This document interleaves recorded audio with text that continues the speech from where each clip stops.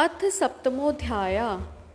भगवान शंकर का ब्रह्मा और विष्णु के युद्ध में अग्नि स्तंभ रूप में प्राकट्य, स्तंभ के आदि और अंत की जानकारी के लिए दोनों का प्रस्थान। शिव जी बोले, हे पुत्रों, आप कुशल तो हैं। मेरे अनुशासन में जगत तथा देव श्रेष्ठ अपने अपने कार्यों में लगे तो हैं। हे देवताओं, ब्रह्मा और विष्णु के बीच होने वाला युद्ध का वृतांत तो मुझे पहले से ही ज्ञात था। आप लोगों ने यहाँ आने का परिश्रम करके उसे पुनः बताया है। हे सनत कुमार, उमापति शंकर ने इस प्रकार मुस्कुराते हुए मधुर वाणी में उन देवगणों को संतुष्ट किया।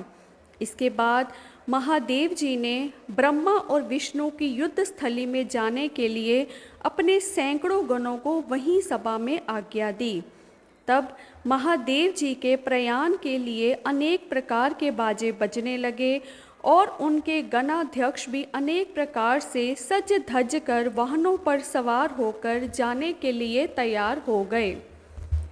भगवान उमापति 5 मंडलों से सुशोभित आगे से पीछे तक प्रणव ओम की आकृति वाले सुंदर रथ पर आरूढ़ हो गए।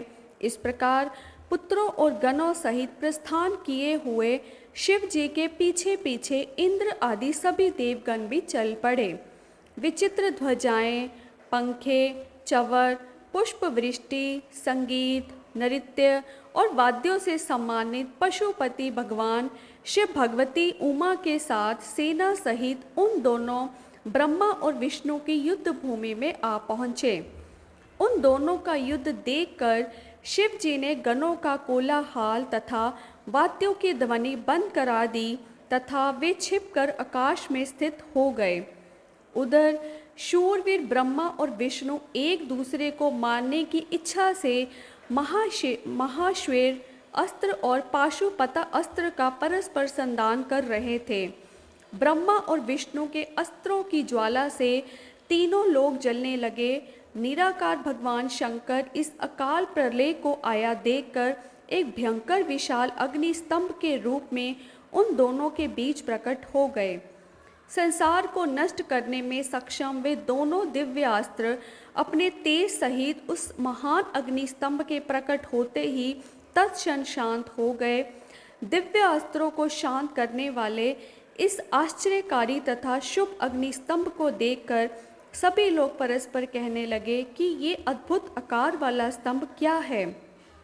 यह दिव्य अग्नि स्तंभ कैसे प्रकट हो गया, इसकी ऊंचाई की और इसकी जड़ की हम दोनों जांच करें। ऐसा एक साथ निश्चय करके वे दोनों अभिमानी वीर उसकी परीक्षा करने को तत्पर हो गए और शीघ्रतापूर्वक चल पड़े। हम दोनों के साथ रहने से यह कार्य संपन्न नहीं होगा, ऐसा कहकर विष्णु ने सूकर का रूप धारण किया और उसकी जड़ की खोज में चले। उसी प्रकार ब्रह्मा भी हंस का रूप धारण करके उसका अंत खोजने के लिए चल पड़े। पाताल लोक को खोदकर बहुत दूर तक जाने पर भी विष्णु को उस अग्नि के समान तेजस्वी स्तंभ का आधार नहीं दिखा। तब थक हार कर सुकारकृति विष्णु रणभूमि में वापस आ गए। हे तात, आकाश मार्ग से जाते हुए आपके पिता ब्रह्मा जी ने मार्ग में अद्भुत केतकी केवड़े के पुष्प को गिरते देखा। अनेक वर्षों से गिरते रहने पर भी वह ताजा और अति सुगंध युक्त था। ब्रह्मा और विष्णु के इस विग्रह पूर्ण कृत्य को देखकर भगवान परमेश्वर हंस पड़े और जिससे कंपन के कारण उसका मस्तक हिला और वह श्रेष्ठ केतकी पुष्प उन दोनों के ऊपर कृपा करने के लिए गिरा। ब्रह्मा जी ने उससे पूछा, हे पुष्पराज, तुम्हें किसने धारण कर रखा था और तुम क्यों गिर रहे हो? केतकी ने उत्तर दिया, इस पुरातन और अप्रेम्य स्तंभ के बीच में मैं बहुत समय से गिर रहा हूँ, फिर भी इसके आदि को नहीं देख सका। अतः आप भी इस स्तंभ का अंत देखने की आशा छोड़ दें। ब्रह्मा जी ने कहा, मैं तो हंस का रूप लेकर इसका अंत देखने के लिए यहाँ आया हूँ। अब हे मित्र, मेरा एक अभिलिष्ट काम तुम्हें करना पड़ेगा। विष्णु के पास मेरे साथ चलकर तुम्हें इतना कहना है कि ब्रह्मा ने इस स्तंभ का अंत देख लिया है। हे अच्युत, मैं इस बात का साक्षी हूँ। केतकी से ऐसा कहकर ब्रह्मा ने उसे बार बार प्रणाम किया और कहा कि आपातकाल में तो मिथ्या भाषण भी प्रशस्त माना गया है, यह शास्त्र की आज्ञा है। वहाँ अति परिश्रम से थके और स्तंभ का अंत ना मिलने के कारण उदास विष्णु को देखकर ब्रह्मा प्रसन्नता से नाच उठे और षंड नपुंसक के समान पूर्ण बातें बनाकर अच्युत विष्णु से इस प्रकार कहने लगे, हे हरे, मैंने इस स्तंभ का अग्रभाग देख लिया है, इसका साक्षी यह केतकी पुष्प है। तब उस केतकी ने भी झूठ ही विष्णु के समक्ष कह दिया कि ब्रह्मा की बात यथार्थ है। विष्णु ने इस बात को सत्य मानकर ब्रह्मा को स्वयं प्रणाम किया और उनका षोडशोपचार पूजन किया। उसी समय कपटी ब्रह्मा को दंडित करने के लिए उस प्रज्वलित स्तंभ लिंग से महेश्वर प्रकट हो गए।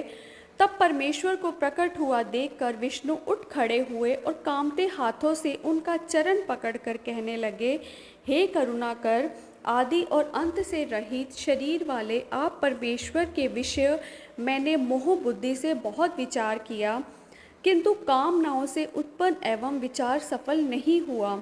अतः आप हम पर प्रसन्न हो, हमारे पापों को नष्ट करें और हमें क्षमा करें। यह सब आपकी लीला से ही हुआ है।